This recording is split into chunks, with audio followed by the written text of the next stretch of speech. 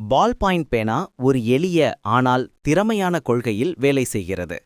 இது காகிதத்தின் மீது மையை கடத்த ஒரு சிறிய சுழலும் பந்தை ரோலிங் பாலை பயன்படுத்துகிறது.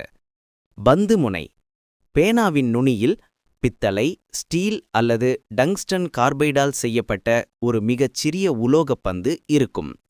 பந்து உறை இந்த பந்து ஒரு சிறிய உறையில் இறுக்கமாக பொருத்தப்பட்டிருக்கும். இந்த உறை பந்தை கீழே விழாவர் தடுக்கிறது. அதே சமயம் அது சுதந்திரமாக சுழலவும் அனுமதிக்கிறது. மை சேமிப்பகம் இந்த உறை நேரடியாக ஒரு குழாயுடன் இணைக்கப்பட்டுள்ளது. அதில் அடர்த்தியான எண்ணெய் அடிப்படையிலான மை இருக்கும். மை பூசுதல் ஈர்ப்பு விசை, கிராவிட்டி அல்லது பேனாவின் வடிவம் காரணமாக அடர்த்தியான மை பந்தின் உட்புற பகுதியை மூடுகிறது. பந்து சுழற்சி நீங்கள் காகிதத்தின் மீது பேனாவை நகர்த்தும்போது பந்து சுதந்திரமாக சுழல்கிறது.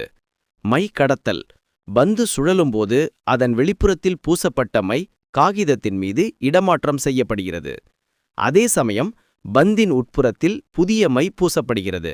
மை மூடி இந்த பந்து இயக்கம் ஒரு தொடர்ச்சியான மூடியாக செயல்பட்டு மையை காற்றிலிருந்து மூடிவிடுகிறது. இதனால் குழாயில் உள்ள மை காய்ந்து போகாது. விரைவில் உலர்தல் பால் பாயிண்ட் மையின் அடர்த்தி காரணமாக அது காகிதத்தில் பட்டவுடன் விரைவாக உலர்ந்து விடுகிறது.